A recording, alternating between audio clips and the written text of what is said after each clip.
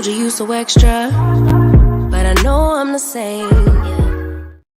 What is up, everybody? What is up? It is your girl EJ, and we are here to talk about the Prime Original Them. So I hope y'all are ready. This is part 2.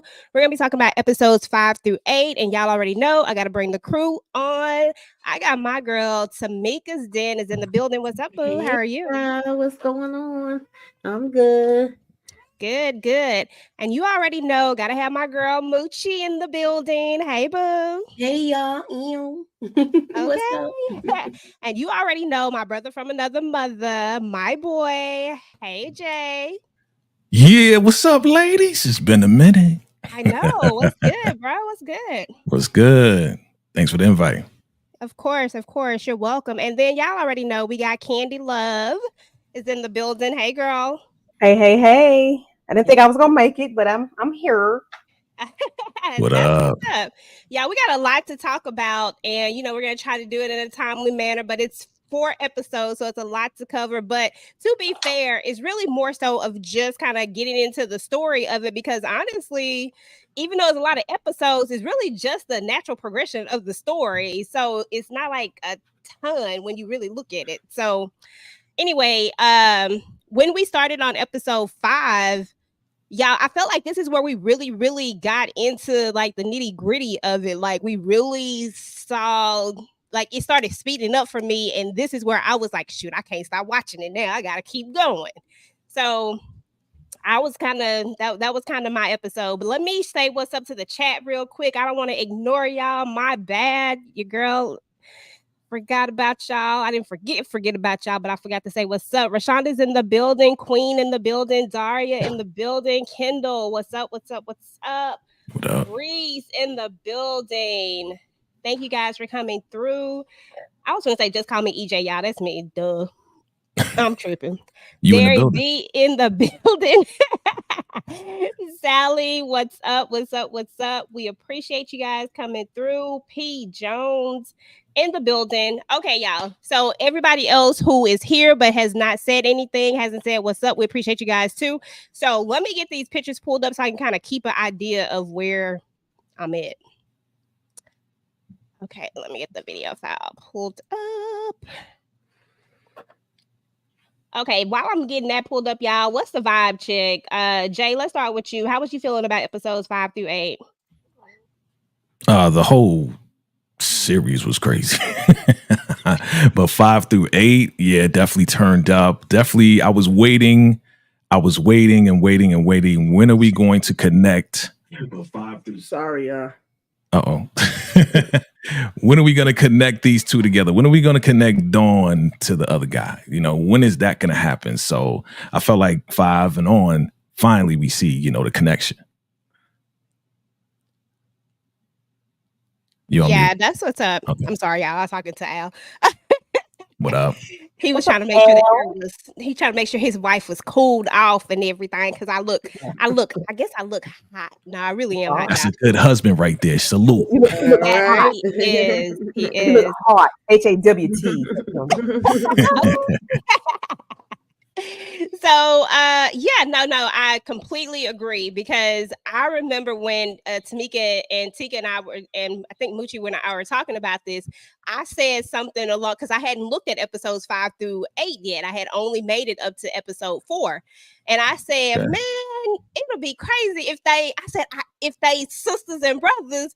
And then Tika kind of had a smirk, but because I knew she had went further, and I was like, I don't know if that's right, but I remember that smirk Tika had. So I was like, okay, your girl was I was feeling that way too at one point watching it. And I was like, don't tell me it's a sister, but then it seemed like it was going somewhere. So I was like, I'm not right with that.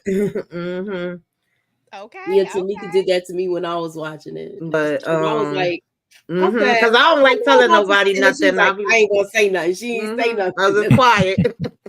Okay, that's what's up though. Okay, vibe check, Moochie. How was you feeling about just the entire season? The first episode, it kind of was slow, but once it picked up, it was just like a ball rolling down the hill, yo. So I didn't know which direction it was going, and I thought it was gonna go we were gonna go more deeper into the racial police thing. Mhm. But it kind of did, but I thought it was gonna get worse than what it was. Okay. That's what's up. I mean, I had to really go back. I ain't even gonna lie, y'all. I had to go back and remember what happened in the first season, because by the time we get towards the end of it, I was thinking I would not need to know nothing from the first, because I couldn't remember anything. And so I was like, oh man, this is good. Then we get to the end. I said, oh dang, now I gotta go remember what happened, because I just remember bits and pieces. Candy Love, vibe check. How was you feeling about this? Because I know you didn't want to watch nothing scary, as you say, with 2 auras. But how was you feeling? So of course, I don't like scary movies. I thought this was going to be something very scary and gruesome and guts and blood, and I thought that's what it's going to be. But it was more of a psychological thriller, and I was cool with that. So of course I watched all 8 episodes in one day, because the trailer took me on a roller coaster ride, and I'm like, okay, I'm gonna go ahead and ride this thing on out. And I enjoyed it. Like Jay, I was waiting for something to happen, more so with I'm gonna call him Jeffrey Dahmer, Jesus. Ember, what's his name? Edmund, child. I gave him a whole nother name. I was waiting on something more to happen with him, but that's not how they wrote it, as Tamika would say. But I mean, I enjoyed it. It just didn't do what I thought it was going to do. But overall, it was, it was good. I watched all 8 episodes, so yeah. Okay, that's what's up. What's up, Struggle? What's up, Miss Tyra? Oh Lord. What's name? Bree said I haven't watched season 2 yet because I'm still recovering from season 1. Okay, Right. let me tell you. Yeah, I couldn't do season 1. Oh no. Okay, But I did love season 2. I did love season 2 because you really didn't have to watch season 1 until the very, very end. It's like, oh, yeah, okay. because I have been telling people continuously, one thing I like about it is an anthology series, and you don't have to see the first part in order to be able to get into the second part.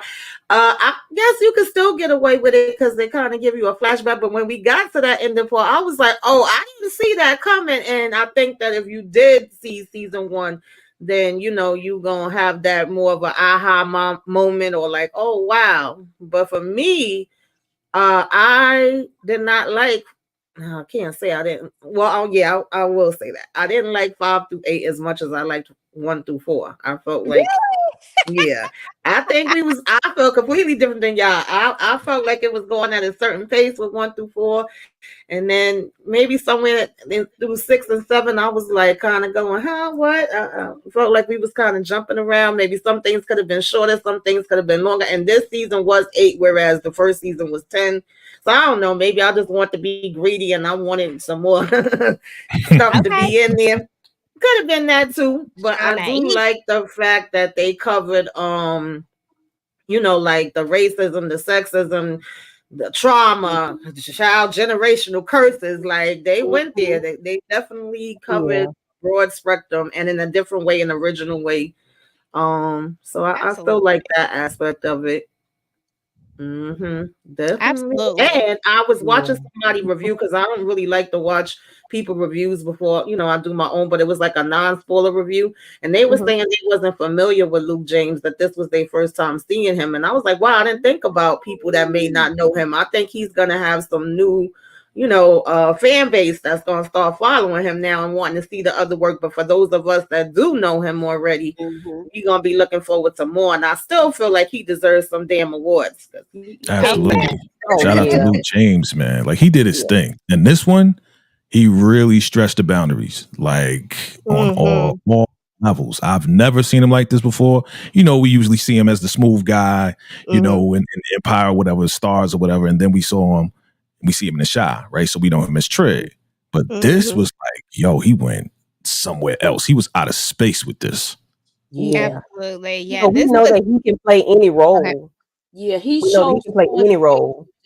He showed so much range with this. He did. Absolutely agree with you, Moochie. Yeah, he showed a lot of range with this. And I ain't even gonna lie, y'all. Like I told y'all last week or last Sunday, I don't know how I'm gonna look at Trig, aka Victor, the same anymore.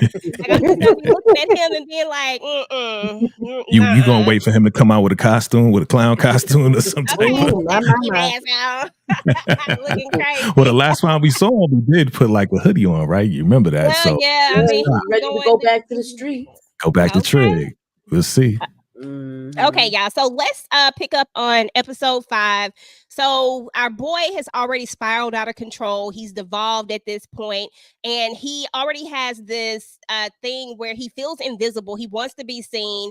And when the cops tell you that you are nobody after you just pretended to have been a can I say, I'm gonna say SK, to have pretended to be a SK, now you are really, you really going. So now you like, I'm gonna go do it then. I'm gonna go do it. And who do he go to? His little friend, his one that was laughing at him.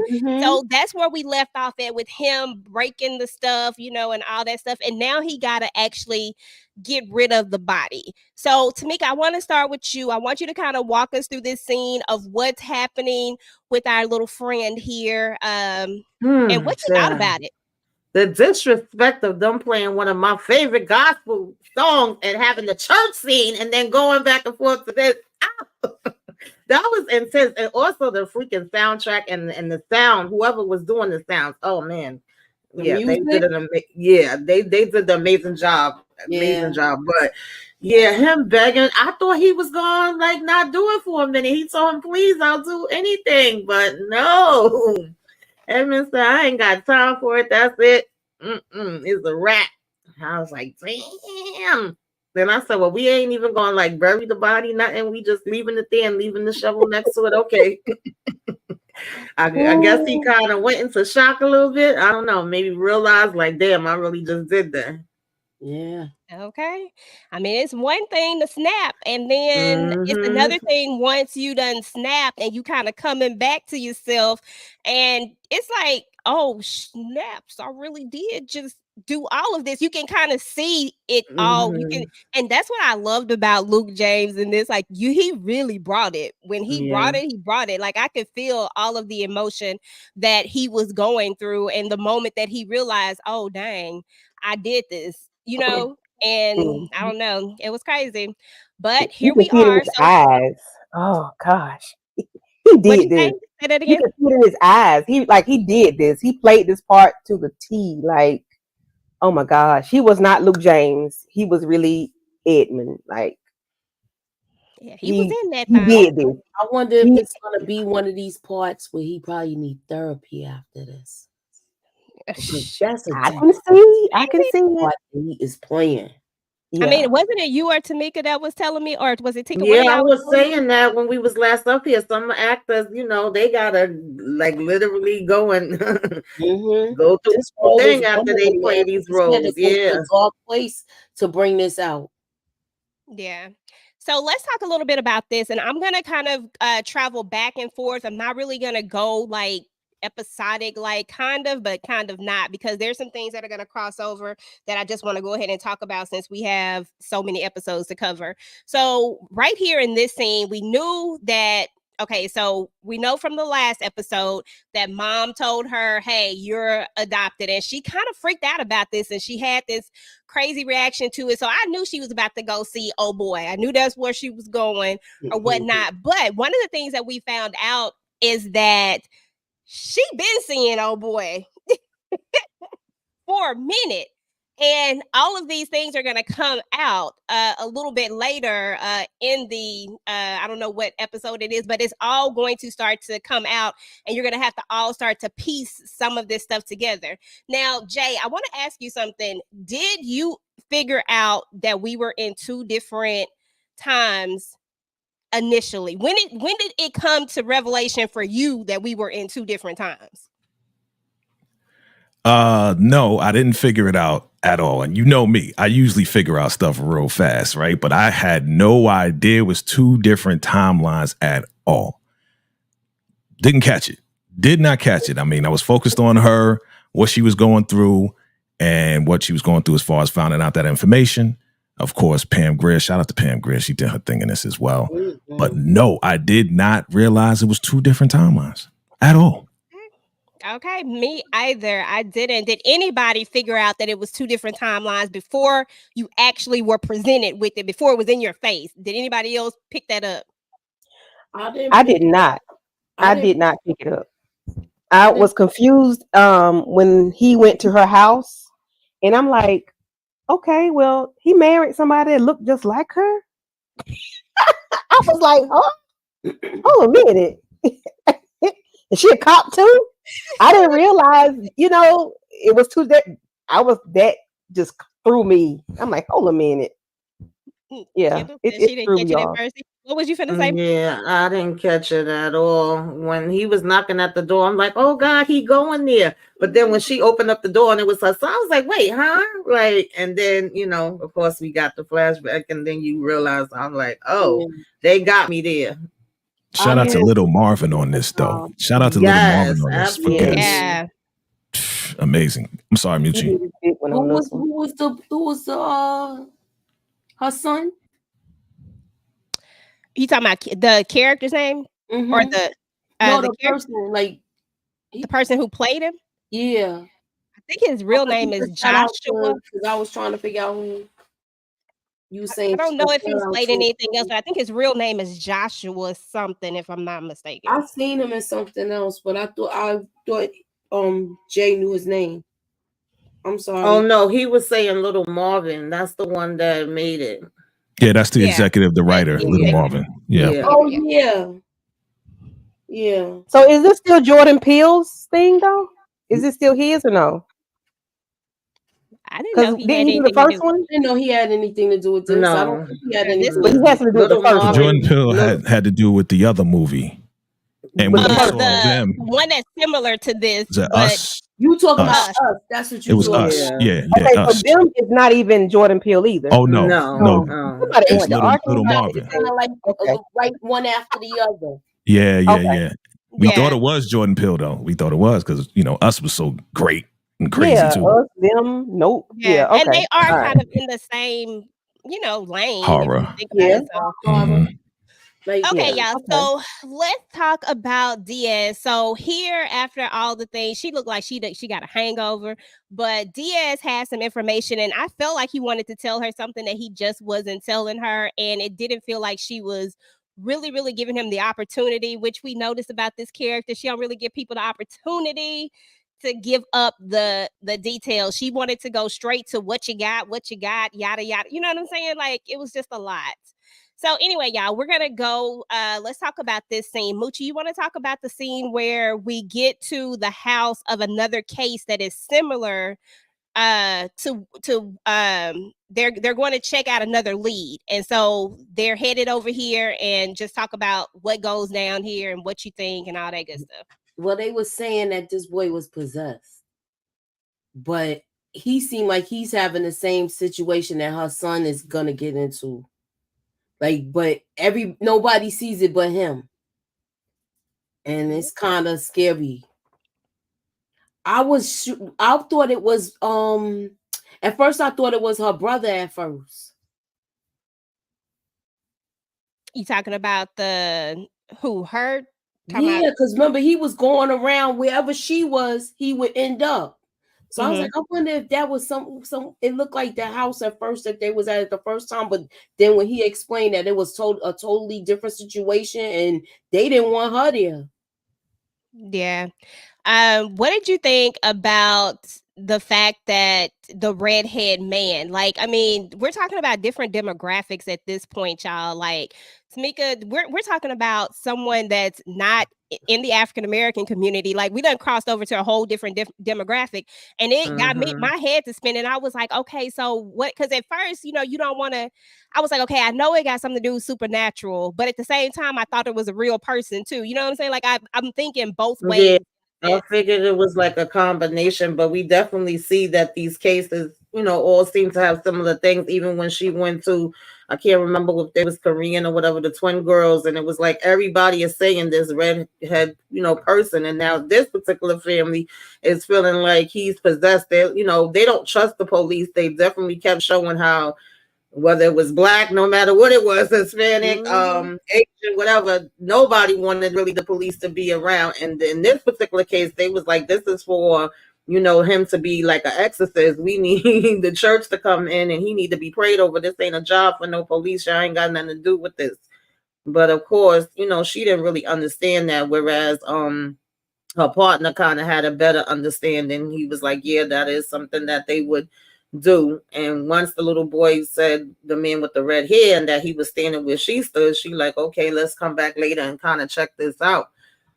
I'm like, oh Lord, I was waiting to see what they was going to find. Okay, absolutely. So Jay, as we move on to dude has just, committed his first real deal situation, right? He's trying to, I was like, where you finna go, bro? I'm still trying to figure out where he getting his money from. Never mind. I was trying to figure out, like, how you getting away? You ain't got no job. Like, these are all the things running through my mind. Like, where are you finna go? What is really going on with this whole situation? But let's talk about this right here, because he gets a phone call, right? And it's the phone call that he's been waiting on. Kind of walk us through this scene and what you was thinking. We kind of touched on it earlier. Yeah, from what I remember, again, it's been a minute. I did binge it. So he caught his first body and he gets the phone call. Is this a phone call where he gets the call back? Or is this the call about his sister? Yeah. So he's about to, and this is her house. So this right. is that Yeah. I was wondering how he was going to let her know, but he never did. And I'm like, why didn't you just say, listen, you're just my sister. You know what I'm saying? Listen, I'm here for this reason because, we've been separated. Why didn't he just explain that? But it was just weird how it laid out, right? Yeah. Like he's at the door with this cake. Oh, you're the neighbor. I'm the neighbor from next door, right? Meanwhile, he got blood on his hands, right? And your girl, she is on it. She is on it like right away. She is a detective like 24 hours a day. Okay. She's detecting something is wrong, but she's asking a lot of questions. Iman Shumpert, he's like, oh yeah, come on in. But he was real awkward. So that was setting me off too. Somebody come to my door with a cake. I don't know who you are. You looking kind of weird. That would kind of throw me off. So yeah, this was real weird, but I wanted him to just say, hey, listen, you're my sister, and just kind of explain. But she was on him. Absolutely. Now, y'all know when this part first happened, I ain't even gonna lie, I was like, this is where I was like really edgy, because I was like, oh, I'm right. This is his sister. Because I remember what the house looked like, right? I remember when Kel went to the door when McKinney had dropped him off, I was like, oh, that's the house, right? And then when I was like, but then when he opened the door, I said, maybe it's not the house. Maybe it's the wrong house. I was like, oh, he got the wrong address and he at her old house. This is what I'm rationalizing in my mind. This is when they did the whole time switch. Right. Yes. And that's what threw me off. I was like, hold up, what's going on here? Like, I was confused at first. The door, I knew something was off. That's when I was like, oh, before everything happened, especially once you saw the haircut, then you know. Yeah. Yeah, at first I thought he just maybe was like, she done moved in with her mom since they separated, and I thought he was knocking there thinking she still lived there, but she wasn't living there. And then you seeing the son coming in to her at the same time. Yeah. But then once, he's like introducing them and the son and her come down, like, oh shoot, like, yeah, I definitely didn't see that part. And I felt the same like Jay. I was like, okay, he gonna tell her now, but I mean, at the end of the day, I feel like, of course, the husband just assumed like, oh, he's the neighbor and invited him in. We friendly with our neighbors and all of that. But then I think that he probably thought that she was going to recognize him or remember him. And I don't know. I think he was kind of caught off guard and kind of taking it all in too, like Edmund when he first come in. And then it looks like she's had this good life and like she doesn't have any memory of him, which she really doesn't. And I think if he would have told her, she probably wouldn't have believed it. But her being the detective that she is, she probably would have looked into it and found out earlier than having her mom tell her later and it being a complete shock to her. And But way later, in fact, right? Way later. Exactly. So Candy, that was my thought process exactly as to the way she pushed him out so quickly. I'm like, dang, you know, you're a detective. Think about this for a second. You got this person who doesn't appear to be dangerous, who doesn't like, but he's weird, right? But at the same time, he brings a cake. Like all of these things don't make sense. I couldn't let that go if I'm the person. Like I got to know why. And then the way that he said, I'm happy for you. That's very personal. I didn't understand why she didn't pick up on that. I just didn't. I guess she was like early in the game as far as being a detective. And the cake. Why didn't you ask about the cake? Happy belated birthday? Right. What? Like right. Come on. So many times. Registered with that whole thing. Right. But I think it was like what a 2-year time difference. Yeah, so the real time is 1991 and his time is 1989. 89. Mm-hmm. So, you know, there's that. It just felt like just as curiosity just would have been like happy belated birthday. I hope you have I'm happy that you're happy. Like that just sounds too personal to me. And even though she picked up on some things, I was trying to remember they real names. The names. Okay. Yes. I was like, let me I gotta do it. But it just felt this part right here. That part is the part. It felt different. You know what I'm saying? It didn't feel like a weirdo. It felt like somebody who was familiar with you, and that would have made me want to know. But you know, and I would have wanted to know too. Like, what are you talking about? Happy belated birthday? You're happy for me? Like that would have been. But I mean, she was already on to him being weird anyway. But you can see how she's looking at him like, what is this? What is this? What's going on? But shout out to the writing though, because the misdirection, the redirection, the misdirection is just throwing us all off and we're kind of like, okay, why this, why that, why didn't this happen? But there's a reason later on as we find out, as we see. And then we see this, it's like, hold on a minute, I came to your house. I'm like, what the world? Yeah, we get part of the tape and then he gets here and we see that he's devolving even further into you know, and then all the red hair, because, you know, I've been wanting to know about that Raggedy Ann doll for the longest, and it was just a lot, y'all. Like, it was just way too much going on. So, moving forward, we're back at the house, right, Tamika? We're going to start here. Can I just say that I looked up about the Raggedy Ann doll, because remember when we was up here last time, I said, what is her issue? Why is she going on about the Raggedy Ann doll? So, I saw three things. One thing was something with anti-vaccines, whatever. Something else was that Annabelle doll that they have the movie about and that's supposedly in the museum and it disappeared. That supposedly has some correlation with Raggedy Ann or whatever too. And the third thing was something with a mammy doll and these little black dolls with, you know, tied in with racism. I'm assuming that's probably the part that they was going for in here. And I was like, oh, I had never heard of none of this. So yeah, that was interesting because I was like, why the hell is she going off so hard about this damn Raggedy Ann doll? What the hell is the problem?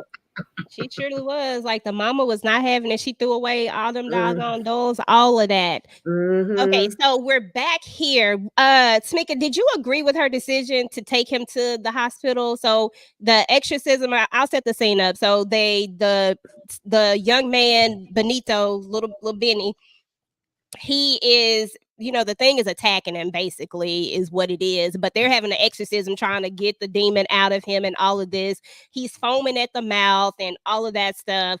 And they're waiting on the ambulance, but the ambulance, I believe they said 7 minutes, 8 minutes, something. It was out. It wasn't coming no time soon. Did you agree with her to drive him without the partner? Did you think that was going to be an issue? Because it automatically, to me. Yes, I definitely thought it was going to be an issue. Like, I get it. You want to get him there as fast as you can, but you in these positions, especially with her being a detective, she knows that you're not supposed to move the patient. Like, it never works out good, no time, or very rarely, when you end up being the one to move the patient and saying you're bringing them there as opposed to just waiting for them to come to you.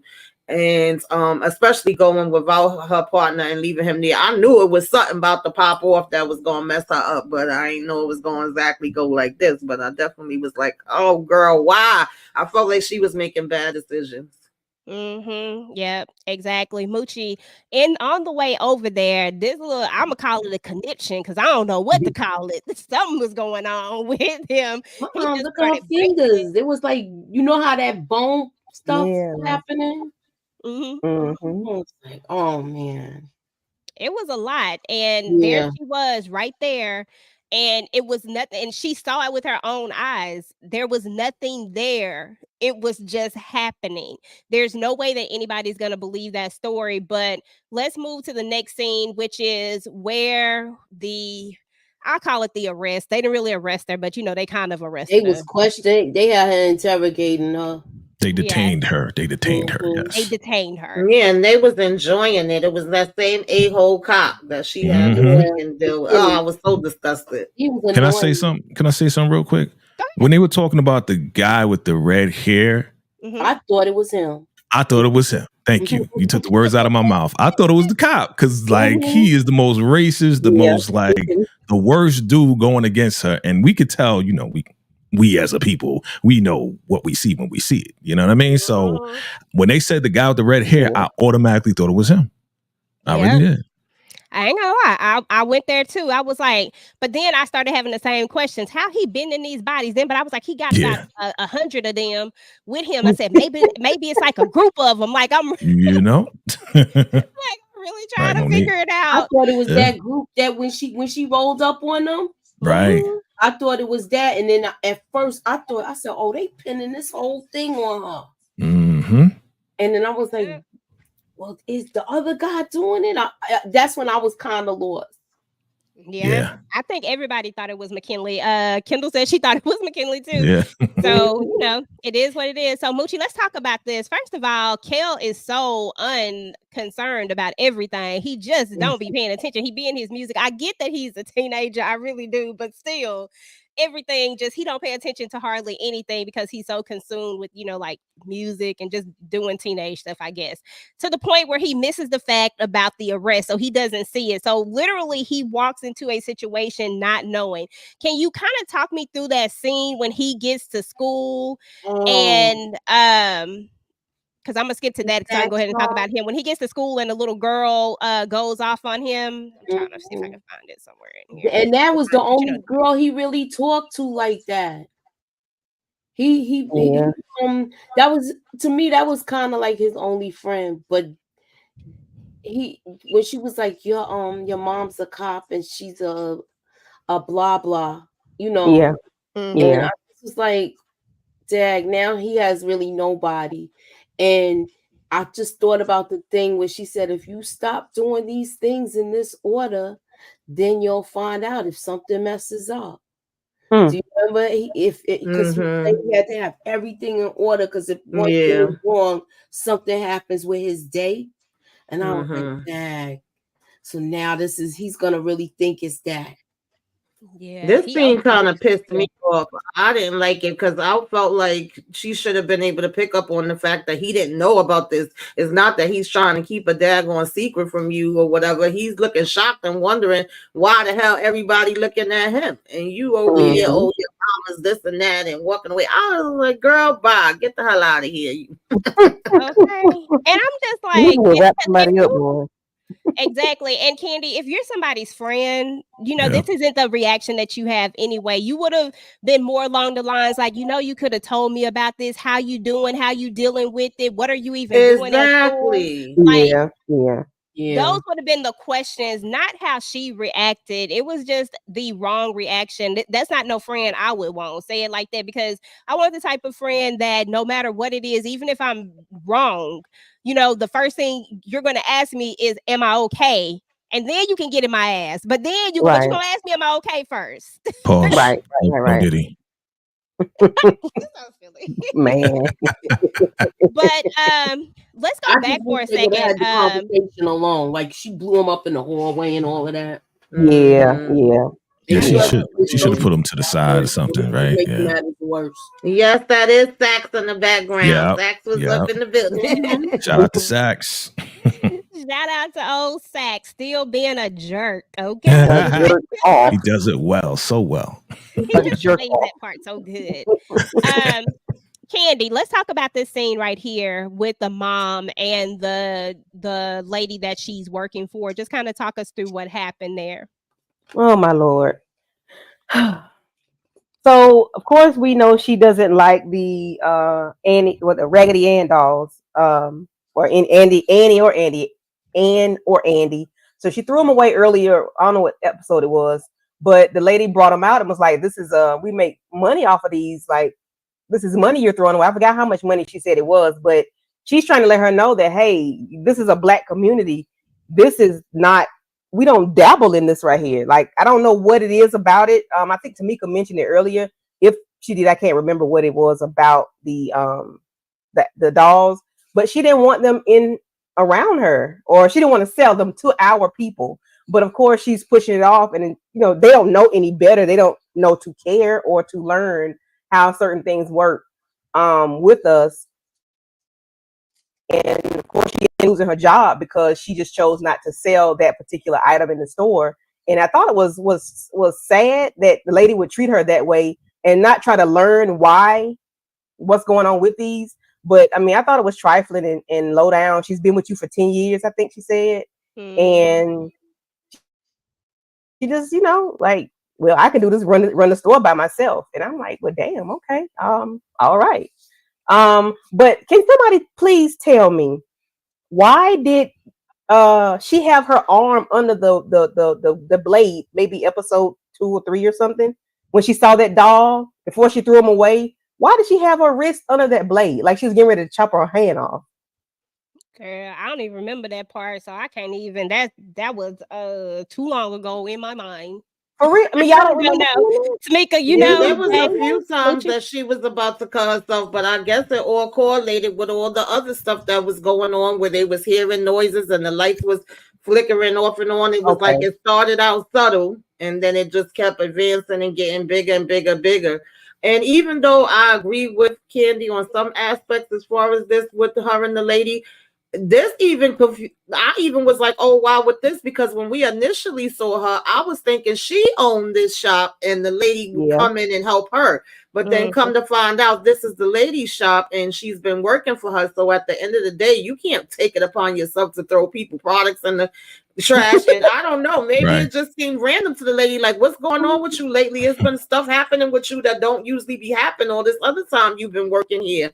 But I did feel like they could have came to, some kind of agreement with it being that long and her not usually having problems where it didn't have to go the way that it went. I don't know. But I was like, oh, she's the owner. I didn't realize she was either until, they said it. She knew what time it was, though. She knew what time it was. Like as we find out, right? If we're talking about 5 through 8, as we find out, exactly, there was a point where both of the twins were with her and she sent him back. Yeah. So she probably was experiencing some crazy paranoid psychological stuff going on. So it had to do with the Raggedy Ann and Andy. So once she saw that, it was like, oh, this ain't gonna happen again. Let me throw this out real quick, even though it ain't mine, even though it's a job. And we didn't know that at that time. That's why I was like, "But what the hell is going on? That she doing all of this about?" But earlier in the episodes, we did see strange stuff going on with her that she did notice. Yes. So it's like there was little hints that something was going on. She knew what was going on. This Raggedy Ann stuff got to go. Gotta go. Yeah. Exactly. And she does tell the lady that it has like a racist undertone to it. Yeah. And I figure when she told her that, like, okay, since but some people just be, and no disrespect, but some people just be about money and about and that's it. You know what I'm saying? So, but she did have a point, though. Those probably weren't going to sell. They probably was going to stay right where they was in. Right. But you're right. She was still wrong for doing it. She should have said something to it. She should have been like, hey, these have racist undertones. Our people are more than likely, I've been working in this area for a long time. They're probably not going to purchase these. It was just a way to do it or whatever. But I get she going through some paranormal stuff. So she's trying to get rid of it. So, it's like different levels to it. Right. What's up, Aries? What is up? So, Aries. crazy. Okay, What up? y'all. Moche. Zach's. So I was so disgusted by this whole part, y'all, because it was almost like they were waiting on this to the point where the dude does kind of say that, right? That they were waiting to be able to pin this on somebody because the LAPD is under a lot of scrutiny because of the Rodney King thing. And now we have this where a child was unalive. Well, he was found, DAD in the care of a LAPD officer. So now they want to put this on her. How was you feeling about this? Because I couldn't stand it. I was trying to. I was kind of pissed off with this because they trying to link this and the other thing with her too. So, and it seemed like her ex-partner McKinley was just rubbing his hands like he was waiting for this to happen. He seemed like, it was just crazy. I was happy to see Sax too. Like I was like, oh shoot, when I saw him. Yeah, Paul Kale. Let's talk about Kale for a second because he was going through it. I mean, poor baby. Like, I was just feeling bad for him this entire time. I'm like, dude, you got him up here touching the floor, touching his nose, and all this other stuff. He already is kind of, kind of reserved and awkward already. And you gonna do this to him like this? Like, come on. And the police officer, this just a clown scene. This worse than that Diara scene where they was having them repeat that stuff about. It's crazy. But so we see Kel is experiencing a lot of he's getting the grunt of it. To me, he's getting it a little bit more than the mom at this point because he's really starting to see the redhead and all this type of stuff, and everything is going crazy for him. Did anybody think Kel wasn't gonna make it? Let me say it like that. I thought he wasn't. I was worried about him. Yeah, I had a thought that he might not. Okay. I really got worried about him. Okay. Yeah, I had a thought that he was definitely affected, and it's like dude had access to the young man here because of the bloodline. That's all it is. Yeah. He had access to him. Let me mess around with him. I don't think he was going to take him out like every other kid has been taken out, though, because he's part of that bloodline, Okay. So you think he was just more so this was a mental thing, just messing with him? Yeah. But you don't think he was ready? Okay. To get at her, too. Okay, y'all. So we got to talk about this big scene that happened at the dinner table because there was a lot going on at this dinner table where I still stand by my statement that I understand. I get it to a certain extent now because I can't relate because I'm not adopted, of course. But I am a person who has a father who's not their father, but that raised them, but didn't find out about it until later. And I imagine that could be something similar to that because, you know what I'm saying? Like just not knowing something, right? And I never agree with how she reacted to her mom, who, raised her and took care of her and took her out of this abusive situation. Now that she has more of the details, but she really going in on mama. Tamika, I need to know how you was feeling, what you was thinking. And was she somebody you wanted to grab, or did you understand her feelings? No, I understood. It may not have been right to, be popping off the way she was popping off, but I definitely understood that if you grew up a whole nother way all this time and then you didn't remember none of this, and this is actually kind of linked to the cases you're working on and, things that you've been hearing and seeing about this home and this lady that's now deceased and, the kids and the treatment of them, it was like, well, what the heck could have, was happening to me there? But Kel, he always want peace. Like he always just like, oh, can't we all just get along? You know, he didn't want to have her arguing with grandma, and she telling him, I'm still gonna be your grandmother no matter what. I appreciated that. But then I got even more pissed off with mama later on when we found out the other side. I said, well, wait a damn minute.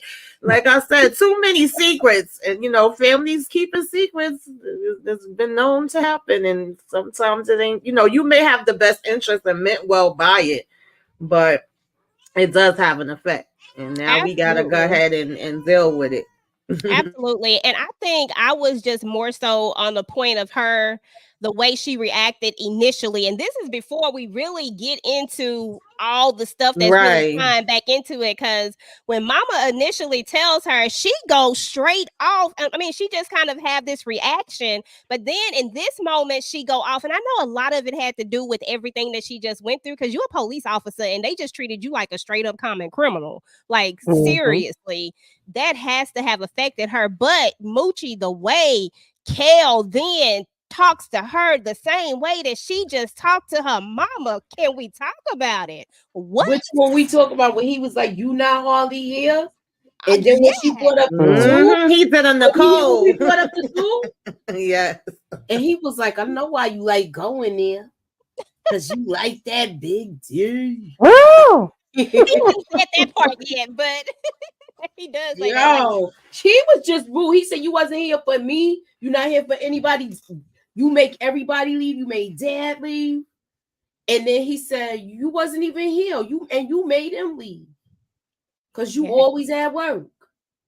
Kel goes in on his mom, and it felt, I said, dang, you just went in on your mama, and Kel just went in on you, because here we are, you weren't there for him, but Kel apparently knows something, and we don't know what Kel knows just yet.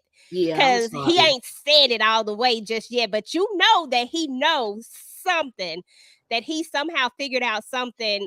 Jay, talk about, just talk about the thing that we talked about. Give us your perspective, and then Candy, you give us your perspective, and then we'll move on. Can you hear me? Yes, sir. All right.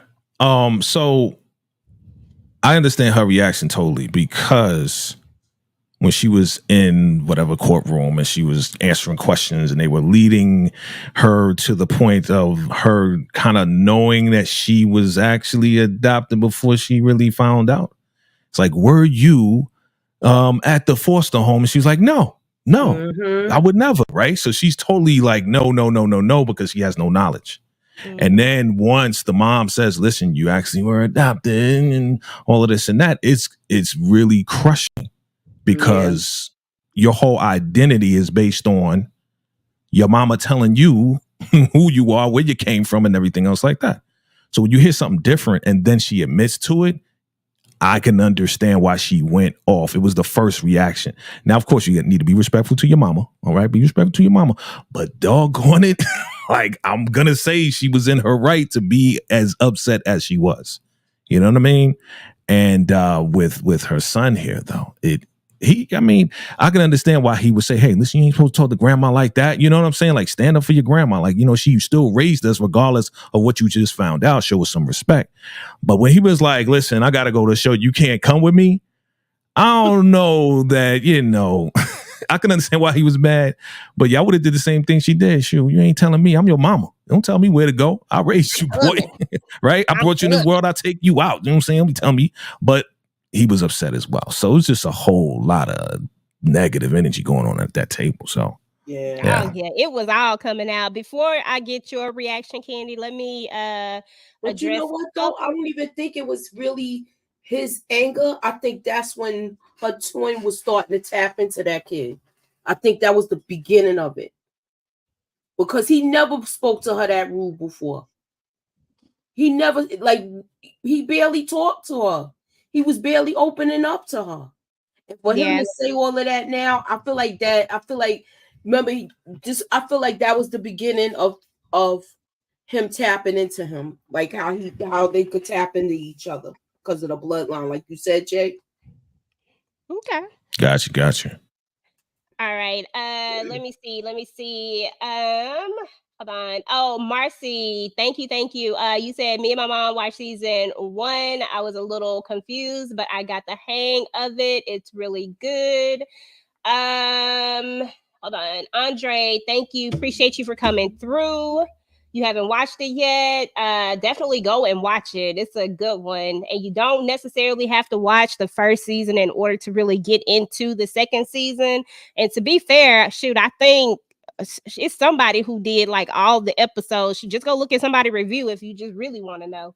I'm pretty sure it's some people that done broke down all the episodes. That's what I would do. And then, hold on, it was somebody else. It was another one. Inga, thank you for coming through. Appreciate you. I can't find the other comment. But anyway, but yeah, Candy, perspective. I understand why she went off on the mom. Because it now it has changed a whole lot with how she, handle things in her life, or just as far as what Jay mentioned, the test. What is it called? The test. That made a difference with that. If had she known, she would have been able to say yes. Yeah, the lie detector test, because they thought she was flat out lying and she really didn't know. That was crazy. Right. So, yeah. But him, the way he spoke to her, I understand why he did it, because now it's like he's like, he's gonna break the fourth wall. Like, we're open, we're talking. Let me say how I feel now. Not that he was right to do it in the way he did it, but I mean, maybe he felt like it was space and opportunity. I don't get to talk to you any other time, so let me say what I got to say now. Yeah, and we got to remember that he's holding on to something. Like we have the okay. So Mama, I talked to Mama. She was wrong. Like, she's just wrong for not. Family secrets that just shouldn't be a thing. Like, really, because family secrets is nothing that ever good ever comes from a doggone family secret. Real talk, never does. So she was just wrong for not telling her daughter what was going on, right? Because she's not prepared. Because had she have even known that, let's go back to 1989, she might have thought twice if she had known. Exactly. You know what I'm saying? Yeah. Like, so yeah, Mama is wrong all the way, but Kel knows a secret, and he feels like she being hypocritical is what I think. And I think that's more so where his anger is coming from, because he knows about dude. Let's just talk about it. He knows about the dude, about the affair. He been hinting at it all this time, but he ain't said it that he know about it. So in this moment, I feel like he feel like you just as bad. You know what I'm saying? Because you telling a lie too. You keeping a secret too, even though the secret's a little different, but you know what I mean? So I feel like that's where his little thing comes from. But here we are. He don't want her to come, but good thing she did come, because guess what? You out here seeing things again. Yeah, but when it first started messing up, I ain't gonna lie, y'all, I felt like it started happening because she was there. Because I was like, damn, he was doing good for a minute. Because I was so nervous, like, oh, he gonna mess up, but he was rocking. Then as soon as she was doing good, yeah, I think it was her. It was her energy. Yeah. Think so? I think when they're close together, that's when he could tap into him and get like really, really close. Oh, I agree. Because he was walking down the same path from the bleachers to him, the same way she was. Yes. Because they're tied in with the bloodline. You know what I mean? So yeah, I agree with you. You know what I mean? Okay. Some kind of way he able to tap into him, because I mean, he did it at the school. He does it this random. I don't know. It's weird, but when she shows up, he really get nervous. All these things started happening. He started foaming at the mouth. I was like, man, if he started crackling like in the doggone, what up? Not crackling. I feel bad when they started pushing him though, because they was already getting on him, like, you better not mess up and stuff. Yeah, can't believe you. They probably already didn't care for him anyway because of what his mom did. But also they know that he was does that too. Yeah, because he has a condition. He has a pile on. Yeah, he has a condition. Yeah. Golly. Okay, y'all. So. Okay, Crazy. redhead dude. We done saw the redhead dude. Mama come save him. Okay, let's talk about the next thing. Let's move on to Mama. Jeez. I was like, why she go? That mama go bye-bye. Yeah. Oh, yeah. I'm trying to, have marks of where the next episode starts. So we actually on episode 7 at this point. That's how I know what episode is what. But yeah, mama go bye-bye, y'all. Like mama is out here hearing things, seeing things. The little Raggedy Ann doll done showed up. Kale seeing things. He done had to take his hair down. Like it's a lot going on. But that soup scene, Tamika, what in the world? Listen, when they showed her making the soup, and then she coming walking down to bring the soup, but then we see grandma coming from around the corner at the same time. I said, oh, hell to the no. Now we're going to have different people in different parts of the house at the same, the same person, but different, you know what I mean? Yeah. I said, oh, no. And then he, come on, don't you want some soup? He just eat that soup. I was like, oh, soup. I said, well, damn, that was rude. Okay. I said, all righty then. I loved it though. I love it. I love horror, so I loved it. You know what I mean? Yeah. It's funny to me. You know what I'm saying? So yeah. This right here, this picture out was so funny to me. Don't Kale just look like he done been through the damn ringer, y'all? He do. I was like, this poor child. Kid. Yeah. He has. He's been going through it before this even started. Kale said, he said, I can't handle no more of this. And ain't no way I would have stayed with grandma, y'all. After she just he said, get her the hell out of here, get that soup out of here. Ain't no way in the world. So then grandma go and see some stuff, and she like somebody in the house. So now Dawn is having to get the blicky and go around trying to, find whatever's in the house. Well, first of all, I'm coming with you, mama, because I'm not staying with grandma, because you saw what just happened the last time grandma was in there. Hell to the now. But he did as he was told, and she going to go look, y'all, but nothing was there. Meanwhile, grandma, y'all, Moochie, you want to talk about grandma and taking he his did tell her somebody was gonna yeah, he did say that tonight. Yeah, he said somebody gonna go. She wait here. Because at this point, she knew. She put the two and two together. Like, why go? Yeah. And I was pissed with her that she freaking told her that, what she did. Like, it's so crazy because you know how we were saying that we felt like with the father when he went to see him that he let him down and he sent him back. I'm like, now you have somebody else that sent him back.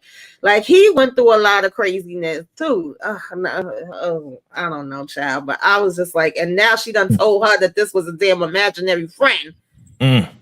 Crazy. Yeah, so we're gonna pop back around to that conversation in just a second. We're gonna go through what the whole story of what she actually said and the twins and how we come together to the story. And I also need to know what y'all think about the daddy situation, because I was confused on that, so I need some extra opinions on this one. But so Moochie, you said that you was like she was crazy, right, for going into this. Yeah, I don't understand why she went there. Like, I don't know either. It's too much going on in America for me to be doing it. I'm not going. Like this. I'm like, I hope we don't. You know how everybody's bones was getting like that. Oh, I was just mad at that. He let her there. He let her there. Yeah. She thought she had the power of the Holy Ghost behind her. She coming in there, Edmund, come on out. With my family. She trying to protect the family. You messing with my grandson? Oh, no. Okay. Mama Bear. Yeah. Okay, y'all. So when it was all said and done, the little thingy thing, whatever he is, whatever it is, he actually cuts her head off, which is different from everybody else. It's a totally different situation from what he did to everybody else. But so that happens. But what I want to really get into is this conversation that we have right before Mama passes away, right? Mama has a whole conversation with Dawn about the real deal. She tells her the truth all the way up to the part about her husband passing away. Who feels most confident about telling the story, what actually happened, especially for those who may not understand everything that transpired with the babies and all that stuff? This is when I got confused when she was telling this story.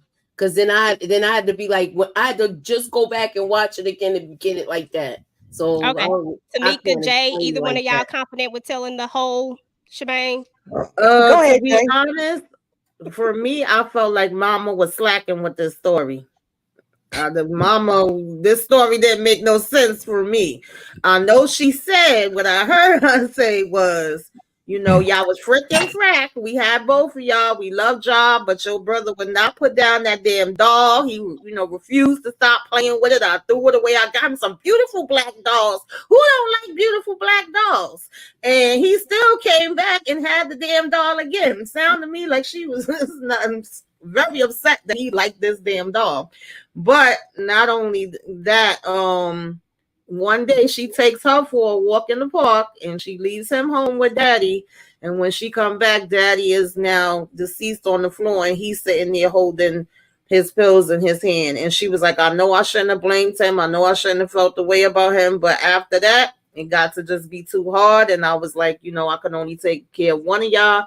And I took him back. And you would cry nonstop. And I didn't know what else to do. So I started telling you that he was your imaginary friend. I was just like, I know, Mama, there's something missing in this story, Mama. That just ain't adding up for me. Oh, child. And I didn't remember this story. I didn't remember. Thank you for explaining that, because I didn't even remember that part. But looking at the image that you had, if you go back a little bit with him on the floor, daddy on the floor and all this and that, automatically popped in my head that Edmund did that to daddy, and that's how he really died. Because I didn't even remember that story that you just said. Yeah. He was playing with the pills, they say. I'm like, yeah, she said he was holding the pills. She was alluding to. I think she was blaming him for it, but that's a pretty good point. That is a child-proof bottle, and that little man probably couldn't open the bottle because when the thing is coming, because remember she keeps having these issues with her hands, right? Right, she has issues with her hands, and then she saw the pills on the floor, which led her to the box, which was in correlation with the whole her adopting them and having the stuff from the mother in the box. So I'm assuming, like she said, she didn't want to blame him. It's like he's a little boy, but at the same time, I guess she couldn't look at him the same, and maybe that was just the icing on the cake because she wasn't already feeling him from the damn dolls. Child, that wasn't good enough for me, Mama. Talking about I had to take him back. I was like, what? I mean, you think a young kid killed your husband? You going to send somebody back? Somebody got to go. You know what I mean? Looked at it like she blamed him for it. You know what I'm saying? Like she knew it was wrong to do so, but she still did internally anyway because he couldn't get the pill bottle open, which signifies why his spirit thingy tells her to open the pill bottle, but yet she can't. Exactly. Like I couldn't do it. You can't do it. Like, look, your hands, so I felt like that's the real reason why she sent him back, because he was a reminder every day that her husband was gone. Yeah. And he couldn't save him, even though he was a kid and you were forcing this thing. Like, you couldn't help but feel sorry for Edmund. Yeah. I'm like, everybody let him damn down, man.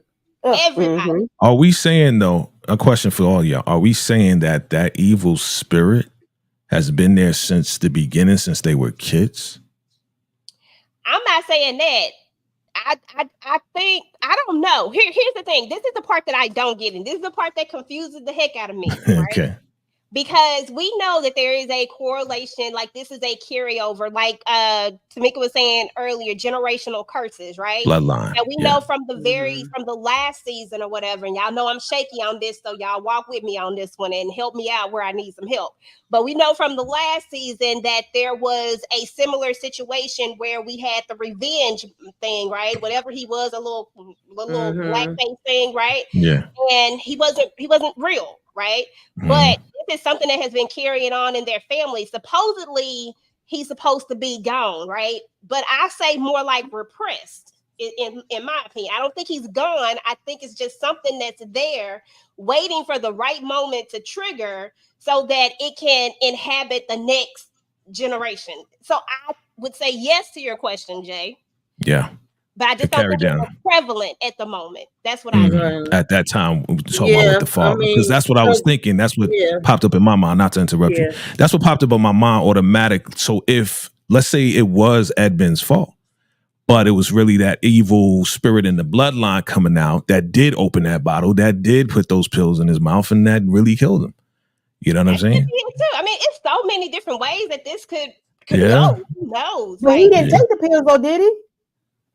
He just needed the pills, right? He needed the pills and couldn't he open needed them. He couldn't get the pills. Right. He couldn't because the boy had them. Yeah, not letting them open it.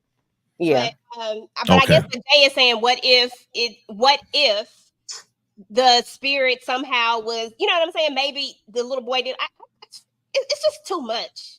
It's a lot. It's too much to think about. But honestly, I don't think that the spirit presented itself until it had an opportunity. And that's when Edmund devolved so far that he was about to unalive himself. And you know what I'm saying? Like when I agree. I think it could be the other way too, but I think they was going through enough hell that they had to deal with that, you know, was just hell, period, without the supernatural part being added in. I think that came in a little bit more prevalent later, but I could be wrong because I think you're right. I think you're right because we do. I think you're right because we do see, I know we're going to get to it, but we do see the good side of Edmund taking care of his little sister, well, his twin sister, right? So it wasn't always there. You know, exactly. It was that lady. It was that daggone foster mother that was she evil. Was disgusting. We'll get to it. She was horrible and smiling like she was going. But we'll get to that in just a second. But Candy, that's just too much. Before we move on from this, I think it's really important for us to talk about the one other thing. And that's what the information that Kel seemed to know all along. When the spirit takes over Kel starts to say some stuff to his mama. He been talking a lot. This little ninja don't talk at all. And then he started talking his behind off. Talk about that. And do you think Kel somehow found out about this and has known about this and has been holding this in and he blames his mom for the separation? Talk about it. Tell me what you think. So y'all confusing me now. Y'all got me thinking that Edmund putting this stuff in his head. So maybe he didn't know. Maybe Edmund put it in his mind for it to come out so he could say it to his mother about her, you know, sleeping with, I forgot his name. Shoot, I forgot his name too, but he's fine. Sleeping with the dude and how he do it, you know, and the things he said, like he said it with so much conviction as if he was talking to somebody to appear, not his mother. So he was all the way off with talking to her like that. Like Edmund had that boy gone, or whoever, Jangle Leg or whoever had him gone, because he was just oh God. I was like, oh Lord, no. It was disturbing how he spoke to her, but I knew that was not him. I knew it was Edmund or either the redhead man. That's about all I could say. I got a theory. Okay. Here we go. Kells, that's his name, young man, right? Yeah, Kel. Yeah. He was okay until Mr. White Cop put him in the car, put him through all of that trauma. You saw how he came back home. He had to get his stuff, get a little extra stuff. I think it's triggered when trauma is happening to them. Yeah. So when you see Edmund going through all the trauma that he went through, that's when the spirit comes alive through the bloodline. So whenever they're going through a lot of trauma, that's when this stuff starts to pop up, and you know it kind of like flares up. You know. I agree with that, because the more traumatic things that happen, the more intense and the more they started seeing it. It started out subtle in the beginning, and the first times we see the lights flicker, I mean, that was the beginning, so we don't know if anything was happening before that, but that's the way I perceived it. It's after she goes to the house and sees the house and is starting the case, and then, you know, he thinking it's his mother turning off and on the lights. He's saying, I'm coming, and she ain't even near. So I feel like it started gradually from there, and it just kept going up. Absolutely. Yeah. Hey y'all, so we done made it to the last episode. We did pretty good, y'all. We did pretty good. We had 1 hour. We did pretty good. So we got back to the last episode. And this is I call it the revelation because at this point we know a lot of stuff at this point, and we put a lot of things together, but we're about to get a big, huge revelation at some point. Now, first and foremost, Diaz, I don't know, he was trash to me, and then he wasn't. It was like we was in a mix. I didn't know which way he wanted to go. He was riding the fence. Yep. Yeah, he was riding the fence. Yeah, in some ways he was riding the fence, but in some ways it's like what you said earlier. She really wouldn't give him a chance to damn talk. She would want to do whatever she was doing and be like, "Are you in with it or not?" And every time he was about to start saying something, because we could clearly tell he wanted to tell her something when they met there in the diner before everything hit the fan. But he didn't get a chance to tell her. And then the next thing you know, of course, she was brought in with all these different, accusations and all of that stuff happening. And now he's coming back again, like if he want to be a friend. And I don't know if that was before or after this, when she calls him and wants him to look into the brother, and is like, I already looked into him, and I already knew that you was there at that home, and that's what I was trying to tell you at the damn diner. So then of course she finds out that he was gone, and that's when I really was like, oh damn,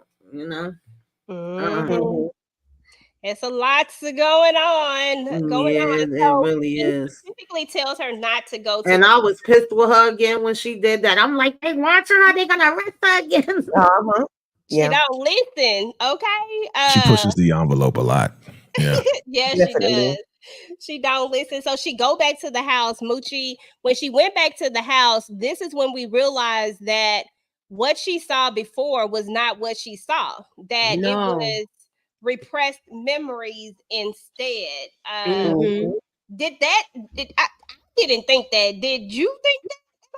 No, I didn't think it was that. I didn't think it was that.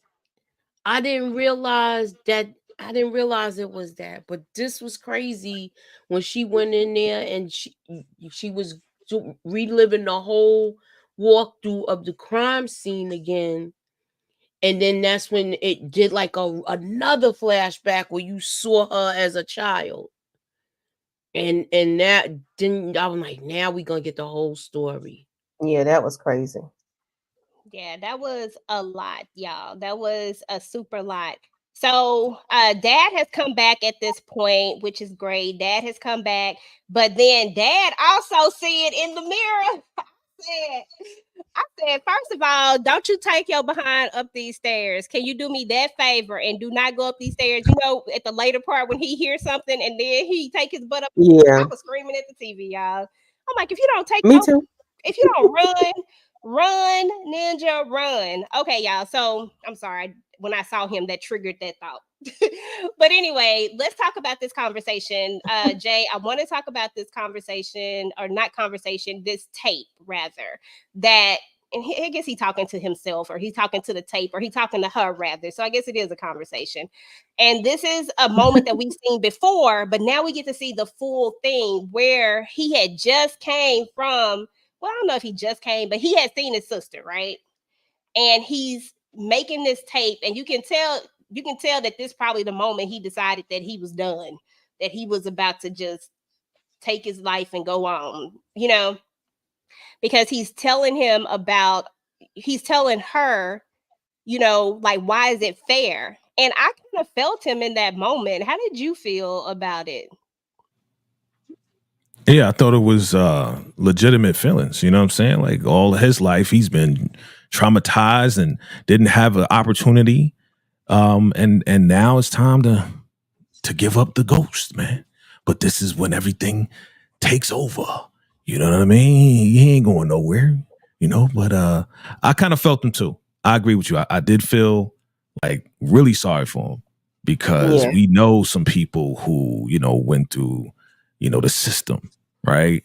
And wish that they had a better life, wish that they had parents, wish that they had an opportunity. And it seems like he just didn't have that opportunity because he was awkward, because things happened and he got sent back. It's like he had no chance at all. Twice. Yeah. Right. Yeah, right. so twice. Well, then 3 times somebody left him. His mom left him. Then his second set of parents left him, and then right, those white he folks got left over and over and over. Then he feels like his sister was taken away from him. That's horrible. And then she rejected him, right? So Right. really, that's like 3 times you being rejected. You have a family and you don't. Right. Yeah. Exactly. Talk about this clown right here, Candy McKinley. And this I wanted him gone long time ago, but I was so glad she was a tape recorder holder type chick. Yeah. Because that was the straw that broke the camel's back for her in the end. And I was glad of that. But I didn't think, well, I kind of thought he was the thing in the beginning, but then, okay, of course, we revealed that he's not the red-headed thing, even though he is a red-headed monster. I was glad. I mean, he just spoke to her any kind of way. Like, you saw what I did to the other person, and then telling, I think his name Diaz, the other guy, you know, he's trying to tell him, like, don't do this. And then he, you know, pops him. You know, I didn't like him. I guess he didn't like us. He didn't like colored people. He was racist. Bottom line. He was racist. Period. Yeah. And then it was the Rodney King time frame. So of course, you know, that didn't make it any better. And it was all ugly. He was ugly from the beginning. I didn't like him, but I was glad he got what he got. And I'm glad she was able to record and have her second piece on her as well. I was glad she was smart. Exactly. Yeah, I wanted Edmund to pop out from somewhere and snap his neck. That's what I thought was going to happen. I said, now, Edmund, this one you need to come out. Yo, I thought that was going to happen too. I wanted him to take him out so bad. I wanted him to be bent up like a pretzel, yo. I was thinking that for a minute. Yeah, Holy Spirit, activate. Yeah, but at first I was happy that Diaz was there so he could be a witness, and then I was hoping Diaz would, you know, end up like defending her or whatever. But then when he got I was like, oh Lord, they both gonna be out of here.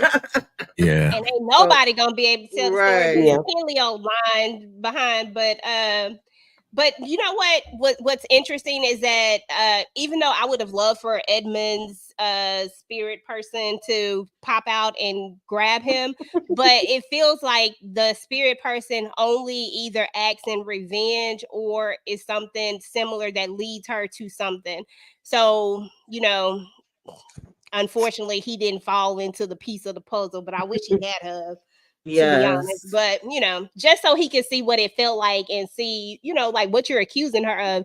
Like he was always off the mark anyway. Like a human being can't do half the stuff they do. Now I know we saw Edmund break a leg, but even he couldn't break it the way that, you know what I'm saying? It looked formed when he tried to do it. It just don't work. And the way they question her about the little boy, like, what the hell y'all talking about? How did I do that? And I just, I didn't like none of it. Yeah, but I'm glad she was a tape recorder. They're just hungry to solve a case, and of course, put it on either the black or the brown. That's all it was. Yeah. Absolutely. So back here, Tamika, we back at the house, and we are back at, you know, supernatural stuff happening again. And once again, I don't know why he ran to the danger. I run away from danger. I don't run to danger. Yeah, I don't know either. They should have got up that damn house, and then he had the nerve to be walking up there with that knife. I said, that ain't gonna do nothing. Exactly. But I want you to talk about the because we're gonna bring this to a close, and I want you to talk about the story. I feel like you'll be the person that can really give us the imagery of this final story as to young Edmund and how we got from where we're at, like the final piece of the puzzle. And then anybody else who wants to talk about it will go after Tamika. Yeah, I actually liked how they did this scene because, you know, like y'all mentioned earlier, her coming to the realization that I wasn't seeing the things that were actually here at the crime scene. It was repressed memories that was coming back to me. And then her seeing him small. Of course, at this point, he done took Kel, so she got to go here to the damn house and try to get him back. And, you know, seeing him be small and going into the different things of how abusive this lady was, her chasing them around and, you know, blaming them, saying, why y'all doing this to me? And, you know, obviously beating them, locking them in daggone boxes and small spaces with no air, all kind of crazy stuff. That was just ridiculous.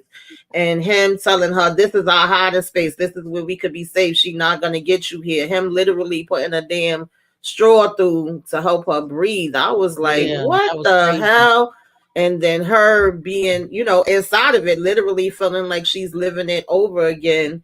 And, you know, this spirit basically feeling like now we could be together again, and you know, we can go on together. You can be with me now even though you couldn't be with me the last time. And also her seeing when her mom first came and dropped them off, and then realizing that this is the little, I don't remember her name, but it's been a long time since season 1 and I never was able to go back and watch it. But the girl from season 1, that she's giving them up because she thinks that's the best thing to do. She's saying that she wants to give them up for them to have a better life because she doesn't want the things that she went through to be passed down, you know, to her kids. So she thinks she's actually doing what's in the best interest, but in all actuality, this is where the, you know, generational curses and family trauma and all of that come in, because it still ended up getting them. I mean, she had no way of knowing that.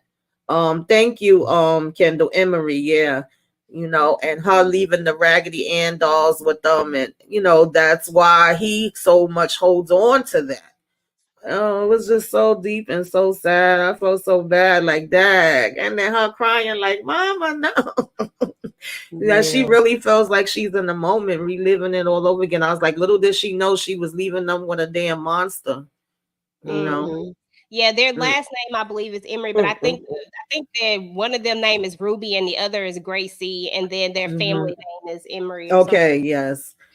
Yeah, that was deep. That was definitely deep. I didn't see that part coming at all. Neither did I. That was well done. That was well done, because I wondered how they would spin the block on it, and I was like, oh, because at first I really thought that there was going to be no correlation, right? And then when they did that, I was like, baby, I sat up because I was laying back on my bed. Once they showed her and they start doing those flashbacks, I said, oh, who got her pregnant? She said the father left her.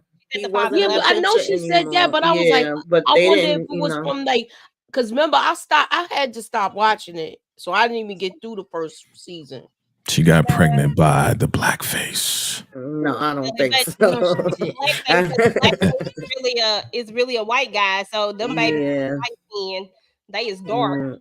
Or we assume they, because you know sometimes weird things happen. But yeah, so Moochie, final thoughts on how this all kind of played out, and then Jay, I want you to talk about the very ending, and then I want to kind of grab some theories from y'all. But Moochie, I want to get your thoughts on the way the story came up to a close.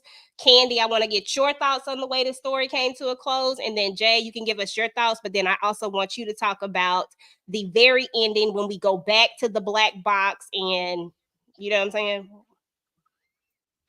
The way the ending was to me, her moment where her and the brother come together that last time, and he finally, I didn't know. Did y'all see the person come behind her that looked like her that was behind him? Yeah, because he was telling her to surrender to it. Like, you can come be with me. So if you surrender to it, then we can be together. So he wanted her to surrender to I guess what would be the twin version of it. You know what I'm saying? Like, that's when I got like a little Us reference. Like when I saw that, I was like, damn, this is like Us, that quick part. Yeah, they would have been the Dawn and Edmund Raggedy Ann versions. Yeah. But I felt bad for him, but I see that she got closure because she blocked all of that out. So now she didn't, when she found out the whole story and that and her mom, and then with him and the way he went, I think that's where you want me to stay, right? You can talk about any of it. Just yeah, I thought that it was, I thought this part, how can I say it? I was glad that she got her closure, but I thought I thought he was gonna be able to go for help or something, but you know. Okay. Candy Love, final thoughts on this story, how it all came back to like I said, I can't remember if it's Ruby or Gracie, but the Emerys basically from season 1 of how it came back full circle. Any final thoughts on that? Well, because I could only watch the first 3 or 4 episodes of season 1, I have no idea of how it tied in until they, said it. So I don't know, because I couldn't do it. Okay, I remember you saying that you didn't finish watching. Yeah, I don't. Yeah, but no worries. I was still confused a little bit with when he passed, because I thought they said he passed 2 years ago, but he didn't. He did. He did. Okay, so yeah. See, he did pass. He did pass 2 years ago. They had us in a parallel. They had us in 2 timelines, but we thought we were in the same timeline, but we weren't. Right. They had us in 89 and 91 the whole time. That's what they did, and they did a good job at it. Yeah, because not a lot of stuff had changed. You know what I'm saying? Like as far as hairstyles and like it was so good that you would have. I don't know nobody that has yet to say that they figured that out. Like I haven't found one person to say they figured it out. To me, so at the end, when she was with him in the end, when was that? Supernatural, because this is a supernatural horror story. Like it's a supernatural show. So I'm like, that what the hell? That was more representative of him releasing releasing the bad spirit and letting it go. And feeling like he could have peace now because she was telling him, "You, my brother, I love you. I remember you now." Right. Yeah. It was more so the love that released him from the evil spirit, because remember what I said earlier, the trauma is what triggered everything in their bloodline. So once she figured it out, saw the imagery of them and how he took care of her, she figured out, you know what, you weren't my imaginary friend. You were my actual brother, and I love you. And the evil spirit can't survive in love. This is very symbolic, very, very symbolic to a lot of different things. Little Marvin, shout out to Little Marv. Yeah. Yes. Absolutely. Yeah, that is true, Jay. That is true. I appreciate that. Yeah. There was a lot of symmetry. I loved it. I mean, if you really just like it, he did a great job at it. Like sure did. But then again, I watched this at work with my phone, on my desk right in front of my chest, looking down. So, but I still was tuned in, but I was sneaking. Gotcha. Now, as we come to the close of it all, y'all, there's a moment where we see Dawn kind of gets a little. There's kind of like. I don't want to say fully, because I don't feel like she was vindicated in the court of public opinion. I still feel like she's still going to take. I still feel like it still looks bad for her in a sense, even though we all know that she got it on the recording, but she doesn't get to have her job back. Not that I would want that mug back, but she doesn't really. That was some bullshit. Yeah. I'm sorry. She ain't want a job back though. She ain't want a job back. She really didn't, but the fact that he even said like, "Oh, I can't, let you in publicly like that, but we could wait a couple months and I could put you on a desk. Like we take care of our own." How the hell is that taking care of me? Get the hell out of my face. I love the transition, how they went to F the right. Yes. I feel that she was vindicated in that moment. Like the recording and her making it through this racist environment. With all these white guys coming down on her, trying to pin her for everything. Right. I thought at that moment she was like, you know what? Here you go, buddy. You guys can take this right here and shove it where, So I wish it was like public versus being in a private room. I wish it was something done publicly so everybody could see. That's what you mean. Yeah, because y'all didn't mind taking her down publicly, but then you didn't want it to be public with saying, she is a good cop and this didn't have nothing to do with, with her or whatever publicly. It would have been great. But it would have been great if we saw it. Okay. Yeah, they really didn't clear her name.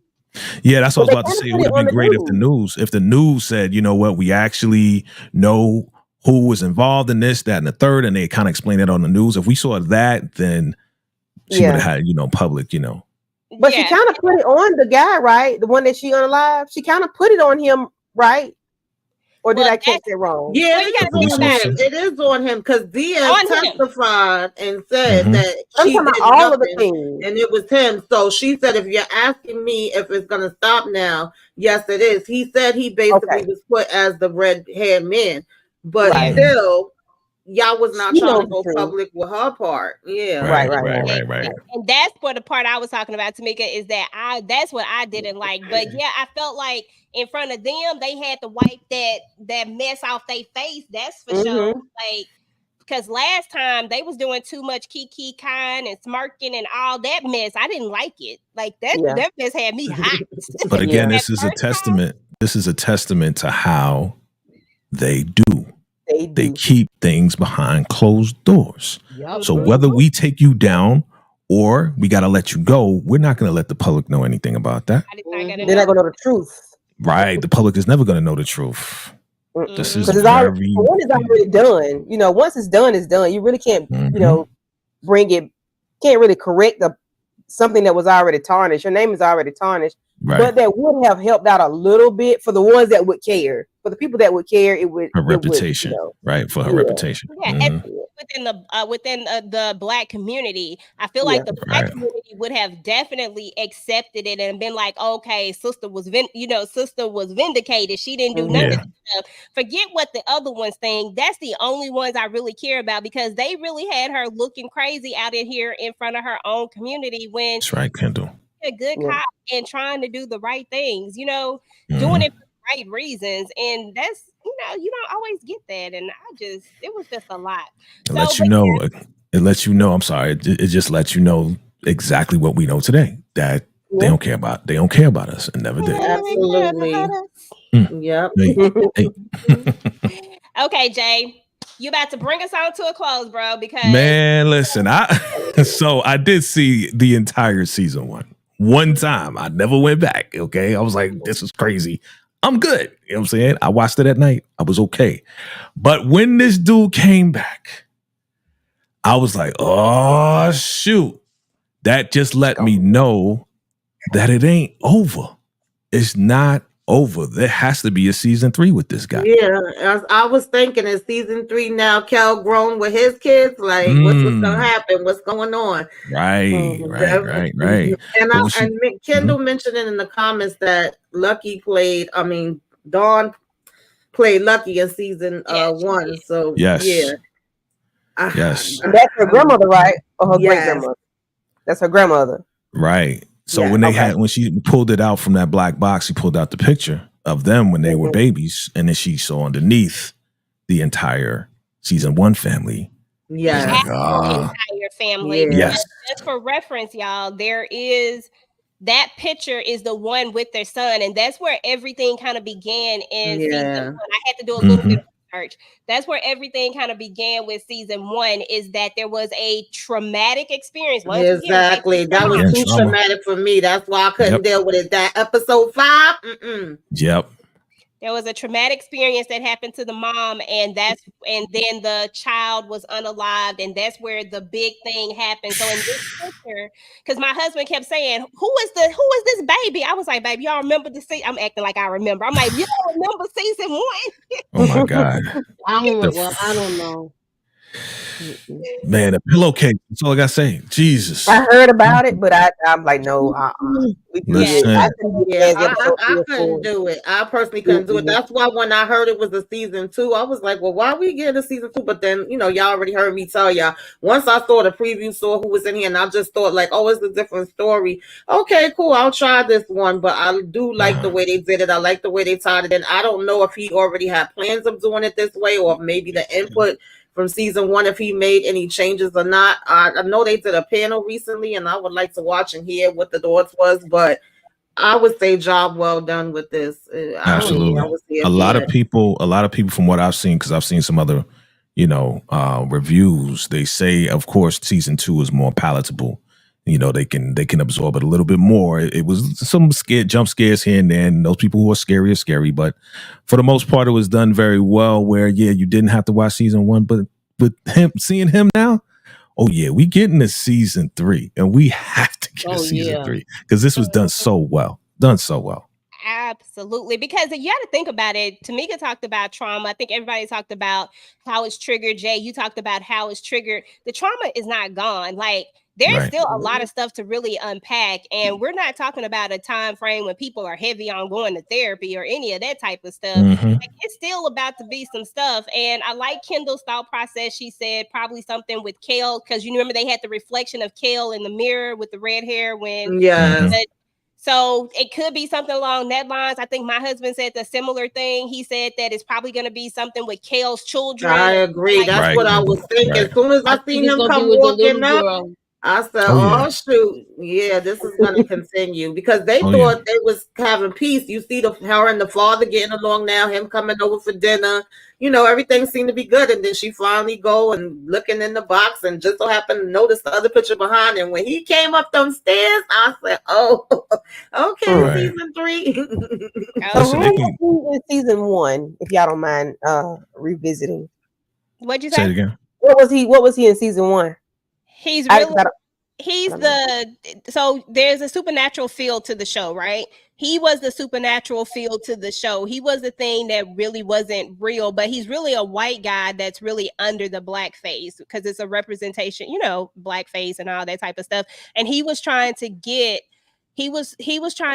them to basically, I don't know the whole story, so don't get me to try to tell you the whole story, because I already told you, I done forgot it. But from what I remember, he was trying to get them to take vengeance because of something that had happened prior. If somebody can jump in if you remember exactly what it was, I just can't remember the whole story. But I know that he was really a white guy that was under the black face. He wasn't a black guy.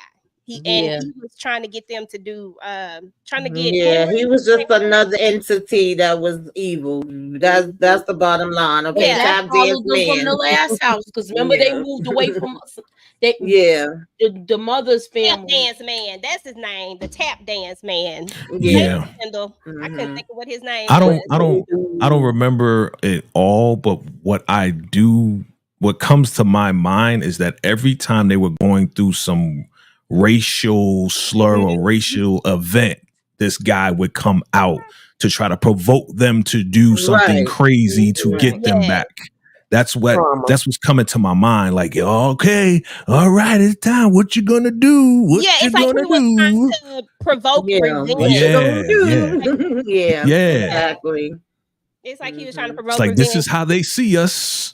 And you know that, so what you gonna do now? Exactly. And the crazy part about it was that that was the big hoo-ha, was the fact that he was really a white guy trying to perpetuate this, trying to force them to do this, because it wasn't even, you know what I'm saying, when it all came down to it. It was so weird. But like I said, that was a hard season to really watch. And honestly, I didn't let that stuff live in my memory. I ain't even gonna lie to y'all.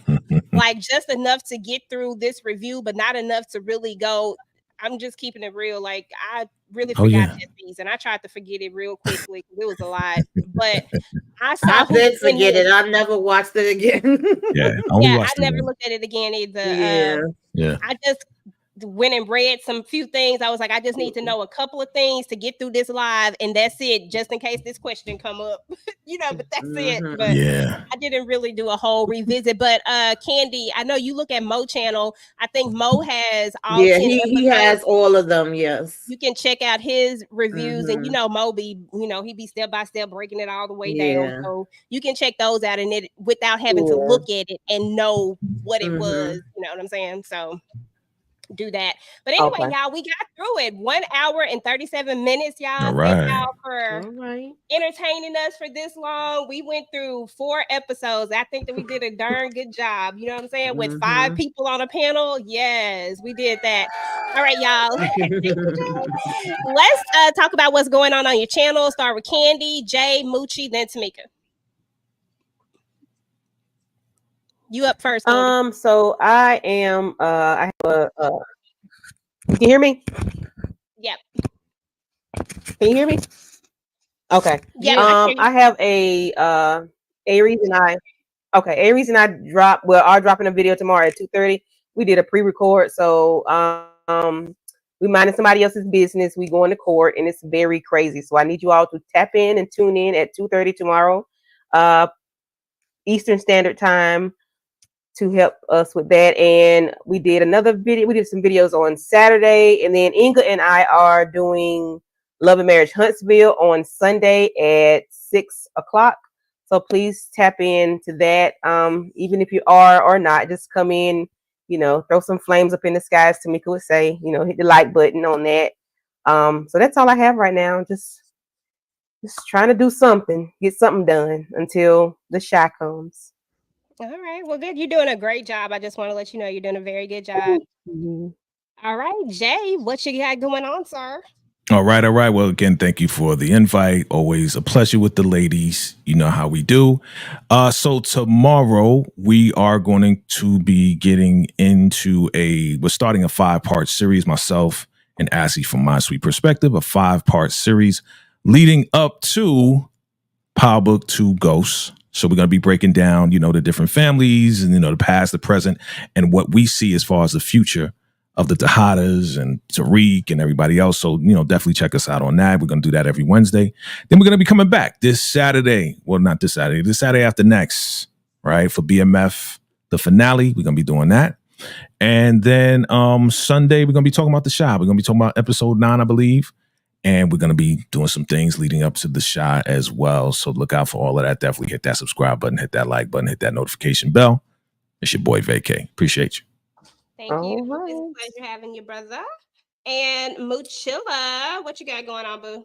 Okay, so I got some trailer breakdowns that'll be uploaded, and also tomorrow we'll be doing Mayor of Kingstown. Come through and check that out. We're doing episodes 8 and 9. All righty. Okay. Ow. Yeah, thank you for the reminder. If she don't say ow, okay? Come on now. Tamika, my girl, the hardest working woman in these YouTube streets, is back in these streets, y'all. What you got going on? What do I have going on? Thursday night is movie night with the ladies, so we will be discussing Shirley. Friday night is Harlem Nights, okay, Flashback Friday. And then Saturday, I'm doing Self-Care Saturday, which you should be watching. Monday, it's maybe going down with Blood In, Blood Out, Mafia Monday. So, y'all check that out. And if y'all didn't see our throwback movie, we did do the throwback movie. What was it, Moochie? We did the throwback movie, Let's Do It Again. That was Sunday. Let's Do It Again. On Sunday, we did that. If y'all missed it, check it out. Y'all did some yesterday too, right? Yes, we did. Road to Prediction yesterday. Yeah. That I need to watch. I had no idea what that was.